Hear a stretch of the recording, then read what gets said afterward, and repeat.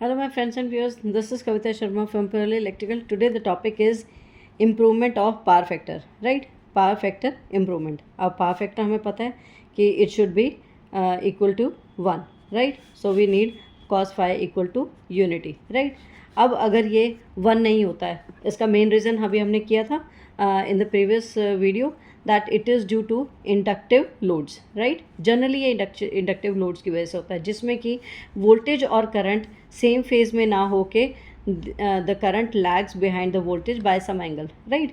अब रेजिस्टेंस तो होती ही है, ठीक है, सर्किट में।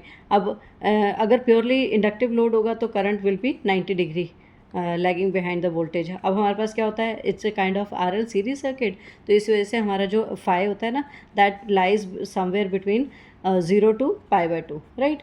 अब हम ये चाहते हैं कि ये चीज़ नहीं होनी चाहिए, क्योंकि whenever there is phi, right, तो हमारे पास पावर्स क्या हो जाती हैं। See, this is your active power, this is reactive power Q, and this is the useful power, this is wattless component of power, जिसको हम नहीं चाहते हैं, right? And because of these two parts हमारी जो टोटल पावर होती है that lies somewhere here, right, at an angle phi, right? तो हमारे पास हमें चाहिए, और जो हमारा cos phi होता है according to this power triangle, तो cos phi comes out to be P/S, right? अब इनकी यूनिट्स क्या होती हैं, kW, किलो वाट्स और वाट्स में, जबकि हमारा reactive power this is in kVAR, ये इसकी यूनिट्स हैं, and S it is in VA, right? VA और kVA, राइट? वोल्ट एम्पियर्स और kilo volt amperes, and this is volt amperes reactive, right? तो हम चाहते हैं कि this Q should be equal to 0, होना नहीं चाहिए, जिसकी वजह से हमारे पास एंगल आ रहा है। और अगर ये नहीं होगा, where S is equal to vector sum of P and Q, अगर ये Q 0 हो जाता है तो S will come out to be P के बराबर हो जाएगी total power, that will be equal to true power और रियल पावर और एक्टिव पावर, राइट? जिसकी वजह से हमारे पास क्या आ जाएगा, cos phi will be equal to 1, right, unity. So इस केस में क्या हो गया कि phi इज़ इक्वल टू 0, यही चाहते हैं हम। अब हमारे पास ये ऐसा होता नहीं है because of some inductive loads. अब हम कह रहे हैं कि हम इसके इम्प्रूवमेंट के लिए क्या कर सकते हैं। फिर इम्प्रूवमेंट के लिए अगर इंडक्टिव लोड लगा हुआ है तो हम क्या करते हैं, वी यूज़ कैपेसिटर, ठीक है? सिंगल फेज़ में हम सिंपली क्या करते हैं, ये हमारा सिंगल फेज़ है और यहाँ पे हमारा लोड लगा हुआ है, राइट? ये लोड है, ठीक है, इधर से सप्लाई आ रही है, दिस इज़ योर सप्लाई। अब जिसकी वजह से लोड जो है इंडक्टिव था, जिसकी वजह से मेरा जो पावर फैक्टर है वो डिक्लाइन कर जाता है, and it take some value, right? cos phi जो है वो 1 ना रह के it is somewhere starting from 0 to किसके बीच में रह जाता है, 0 to 1 के बीच में कहीं लाई करता है। बट हम चाहते हैं कि cos phi should be equal to unity, cos phi की वैल्यू, राइट? तो हम क्या करते हैं, we use a capacitor and connected across the load. अब इससे क्या होगा कि जितना लोड की वजह से, इंडक्शन की वजह से हमारे पास पावर फैक्टर लैग किया होता है ना, तो हम उसको लीड करा देते हैं using a capacitor in parallel, right? अब ये क्या करता है, हमारे पास करंट ड्रॉ करता है, इट ड्रॉज करंट जो कि लीडिंग होगा विद रिस्पेक्ट टू वोल्टेज, ठीक है, लीड करेगा। तो अब जितना लैगिंग करंट था और उतना हमने लीडिंग करंट प्रोवाइड कर दिया, तो वोल्टेज क्या होगी, ये दोनों करंट्स आपस में कट ऑफ हो जाएंगे, they will nullify the effect, and जो हमारे पास टोटल वोल्टेज होगी या टोटल करंट होगा that will be in phase with the voltage, right? So this is the way कि हम सिंगल फेज में हम एक कैपेसिटर, स्टैटिक कैपेसिटर यूज़ करके अक्रॉस द लोड पैरेलल में लगा के हम पावर फैक्टर इंप्रूवमेंट कर लेते हैं। अब अगर मेरे पास 3 फेज सर्किट है तो हम क्या करेंगे, 3 फेज सर्किट्स में देखो 3 फेजेस आ रहे हैं, राइट?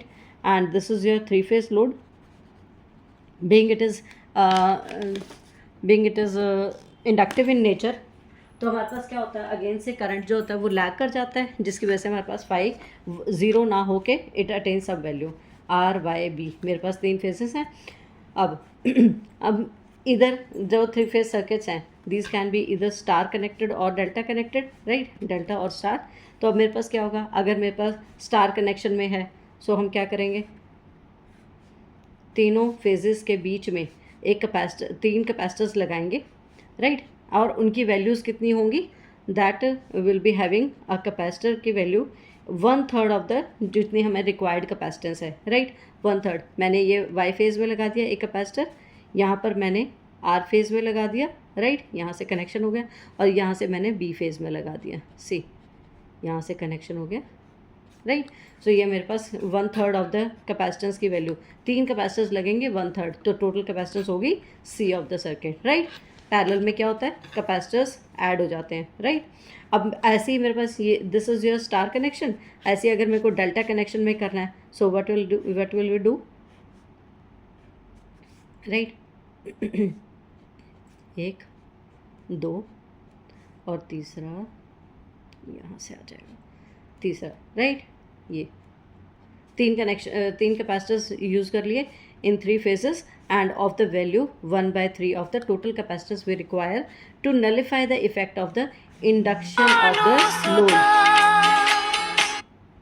right। तो ये हो गया कि हमने आर वाई बी 3 फेजेस में, देखो जो हमारा सिंगल फेज था तो हमने एक कैपेसिटर यूज़ किया, static capacitor, whereas in case of 3 phase इधर इट इज़ स्टार कनेक्शन और delta connection, we have to use 3 capacitors of 1/3 value of the total capacitance we need, ठीक है। अब हम इसको समझते हैं, सिंगल फेज के हिसाब से समझते हैं कि देखो अगर मैंने सिंगल फेज सर्किट में एक स्टैटिक कैपेसिटर लगाया, राइट। अब यहाँ पे मेरे पास लोड लगा है, this is your load, inductive load होगा सॉर्ट ऑफ, ठीक है। तो यहाँ पे जो मैंने कैपेसिटर लगाया, जबकि टोटल करंट, पहले करंट कितना जा रहा था, इसको IL जा रहा था, राइट। अब कैपेसिटर ने क्या किया, एक करंट ड्रॉ करना शुरू किया, दैट इज़ IC, राइट। ये इंडक्टर की वजह से, लोड की वजह से, और ये कैपेसिटर की वजह से। So now let the total current be I, right. अब टोटल करंट क्या है, this is the vector sum of IL and IC, ठीक है। हम इसे वेक्टर डायग्राम से समझते हैं। Let this with the voltage vector V, ठीक है।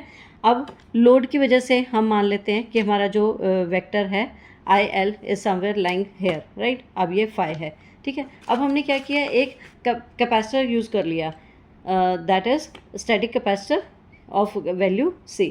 अब मैंने क्या किया, जब मैंने कैपेसिटर यूज़ किया तो it will draw a leading current, ठीक है, जो कि लीड करेगा वोल्टेज को बाय एग्जैक्टली 90 डिग्री। तो मेरा IC कहीं यहाँ लाई कर रहा होगा एग्जैक्टली 90 डिग्रीज पे, राइट। अब अगर मैं इन दोनों का रिजल्टेंट निकालूँ, that current will the total current that it now the circuit will draw, एक इंडक्टिव लोड लगा हुआ है और एक कैपेसिटर लगा हुआ है, IL और IC का वेक्टर सम है I, राइट। अब मेरे को क्या करना पड़ेगा, यूजिंग पैरेललोग्राम मेथड, मैं क्या करूँगी, यहाँ से इसके पैरेलल लाइन ड्रॉ करेंगे, यहाँ से इसके पैरेलल लाइन ड्रॉ करेंगे, राइट, पैरेललोग्राम लॉ यूज़ करके। अब now the resultant current is your I, right. अब क्या हम देख रहे हैं, देखो हमने पैरेललोग्राम मेथड यूज़ किया, पहले कॉस फाई जो हमारे पास फाई था, phase angle between load and the voltage was let it was phi1, ठीक है। अब हमने क्या किया, हमने एक कैपेसिटर यूज़ किया जो कि 90 डिग्री लीड कर रहा है टू द वोल्टेज। अब दोनों को रिजल्टेंट निकालने के लिए हमने पैरेललोग्राम मेथड यूज़ किया, जिससे कि मेरे पास टोटल करंट आ गया सर्किट का, दैट इज़ I, ठीक है। अब वो I कहाँ आया, देखो यू कैन सी कि जो नया फाई है ना, now this is the total current of the circuit whereas this is the voltage of the circuit. अब क्या हुआ, फाई इज़ लीडिंग, है ना। तो देखो फाई जो है मेरा कहीं यहाँ आ गया, ठीक है। और अगर मैं इसको इम्प्रूव करूँ कि अगर ये फाई और कहीं यहाँ था, ठीक है, तो ये वेक्टर और यहाँ आ जाएगा। सो इस केस में थोड़ा सा लीडिंग दिख गया, otherwise it will come where somewhere here, ठीक है। लीडिंग हम चाहते भी नहीं है, ठीक है। हमारा जो फाई होगा दैट विल बी लैगिंग, थोड़ा होगा, very small value, cos phi की value it will be approximately near to 1, ठीक है। क्योंकि मेरे पास जो फाई है it is approximately equal to 0, nullify हो गया ना इफेक्ट दोनों का, ठीक है। तो मेरे पास क्या आ गया, phi is approximately equal to 0, approximately, ठीक है, क्योंकि उसकी फाई की कुछ वैल्यू आ गई इंडक्टर और कैपेसिटर करंट की वजह से, ठीक है। सो मेरे पास जो पावर फैक्टर है वो मैं नियरली, जो कि पहले बहुत ज़्यादा वैल्यू थी, फाई की वैल्यू पहले क्या थी, इट वॉज़ वेरी ग्रेटर, बड़ी वैल्यू थी, ठीक है, जिसकी वजह से मेरा जो कॉस फाई था वो भी मेरा 1 ना होके बहुत कम चला गया, नीचे चला गया, इट वॉज़ बिलो 0.8 0.5, है ना। अब हमने स्टैटिक कैपेसिटर यूज़ किया, जिसकी वजह से हमने कॉस फाई को इम्प्रूव किया और इंक्रीज़ किया, राइट। अब सॉरी डिक्रीज़ किया, फाई डिक्रीज़ हुआ, जिसकी वजह से मेरे पास it comes out to near by 0। अब ये 0 के पास आ गया, तो कॉस ऑफ फाई 0 कब होता है, व्हेन फाई इज़ यूनिटी, ठीक। ठीक है, sorry cos of zero, sorry cos of phi is unity जब हमारे पास phi is equal to zero. ठीक है, तो हम चाहते हैं कि फाई की वैल्यू अप्रॉक्सीमेटली ज़ीरो हो, क्लोज टू वोल्टेज हो। ठीक है, वोल्टेज और करंट का फेज़र बिल्कुल क्लोज हो, और जितना ये क्लोज होगा या इनमें फेज डिफरेंस होगा ही नहीं, then will get cos phi equal to unity, and this is the total requirement of the basic requirement of our circuit, जिसकी वजह से हमारे पास रिएक्टिव पावर हमारे पास कंज्यूम नहीं होती है, और हम इससे Q को डिक्रीज़ कर रहे हैं, P इंक्रीज़ होता है, जिससे कि हमारी अपेरेंट पावर जो हमारी टोटल पावर होती है दैट ऑल्सो इम्प्रूव्स, और हमारा cos phi comes out near by unity. Right, thank you. This is the way कि हम पावर फैक्टर को कैसे इम्प्रूव कर सकते हैं using capacitor. Right, static capacitor, single phase के लिए एक कैपेसिटर, जबकि 3 फेज के लिए हमें क्या करना पड़ेगा, 1/3 के वैल्यू के हमारे पास 1/3 वैल्यू ऑफ द कैपेसिटेंस के हमारे पास 3 कैपेसिटर्स लगे होंगे। Right, thank you.